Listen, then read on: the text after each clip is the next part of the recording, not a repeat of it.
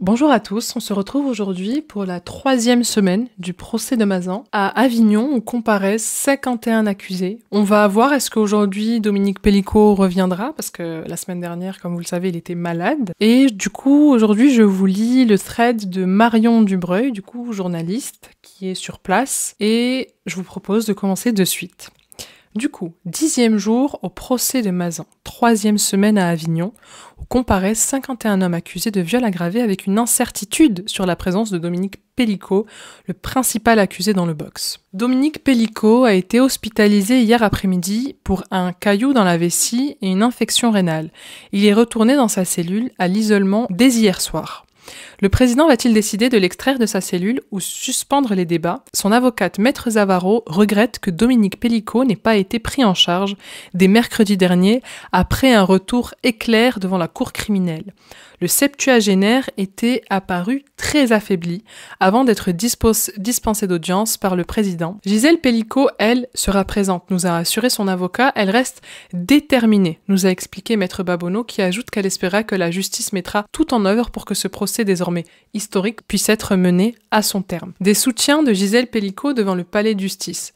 Solidarité avec toi, Gisèle, et justice aux femmes victimes de viol sont écrits sur les pancartes. Stop à la culture du viol, demande une pancarte des femmes solidaires d'Avignon. Gisèle Pellicot, entourée par ses avocats et une huée de caméras, est arrivée au palais. Malgré l'incertitude qui plane sur la tenue des débats, il y a une file d'attente du public pour la salle de retransmission. Beaucoup de journalistes du monde entier attendent d'accéder à la salle principale. Gisèle Pellicot, ce combat que je dédie à toutes les personnes, femmes et hommes, qui à travers le monde sont victimes de violences sexuelles, à toutes ces victimes, je veux leur dire aujourd'hui, regardez autour de vous, vous n'êtes pas seuls. Je vous mets de suite un extrait de Gisèle Pellicot. Je veux remercier toutes les personnes qui m'ont témoigné leur soutien depuis le début de cette épreuve.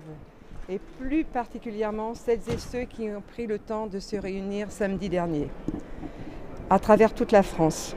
J'ai été profondément touchée par cet élan qui me donne une responsabilité.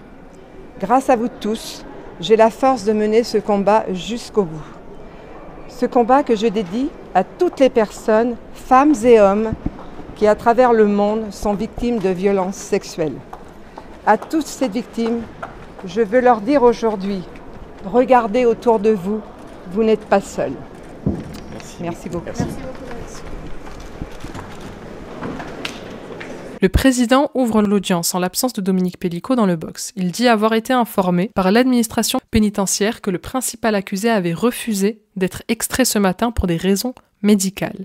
Il explique que Dominique Pellicot a été hospitalisé hier pour un calcul rénal et le président Roger Arata dit n'avoir d'autre solution que d'envisager une nouvelle suspension pour la journée. Le président va confier une expertise médico-légale dès ce midi. Roger Arata annonce une réunion avec les parties pour évoquer toutes les possibilités dès demain matin. Dès demain matin, nous serons renseignés. Les mots manquent pour dire à quel point la situation est anormale. Et je ne vise pas la cour. Il y a des personnes dont le travail est d'assurer que Dominique Pellicot soit en état de comparaître, déplore Maître Babonneau, l'avocat de Gisèle Pellicot.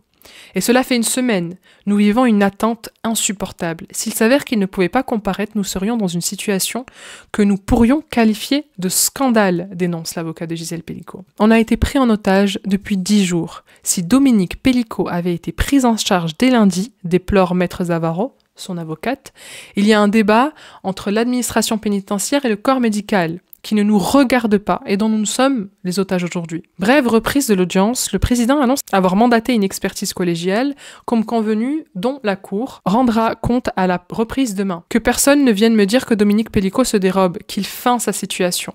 On n'est pas du tout dans ce cadre-là. Il y a un diagnostic qui a été posé. Ce diagnostic n'est pas le fruit de son imagination, s'emporte Maître Zavaro, son avocate. Je ne sais pas si c'est l'administration pénitentiaire ou le corps médical qui en porte la responsabilité. On est au milieu d'un débat avec deux institutions totalement indépendantes et on est pris en otage. Monsieur Pellicot est pris en otage. Maître Zavaro, on a un procès qui mobilise 100 personnes. Un homme qui souffre depuis plus de 8 jours et il n'a été pris en charge que depuis hier. C'est lamentable. Maître Zavaro qui dénonce une prise en charge médicale des détenus en France qui n'est pas à la hauteur. Dominique Pellicot sera donc de retour demain dans le box, si son état de santé lui permet, le principal accusé qu'il ne présente plus de contre-indications, sous condition de certaines adaptations, temps de pause et séquençage des auditions. J'ai fini le trade, donc en fait, donc le 10e jour du procès, il n'y a pas eu de procès, enfin il n'y a pas eu de continuité de procès parce que vraiment là, c'est très grave. Dominique Pellicot manque à l'appel et c'est l'accusé principal et ils ne peuvent pas continuer les débats sans lui. Le fait qu'il soit malade, bien sûr, il faut qu'il soit en état de pouvoir répondre et parler.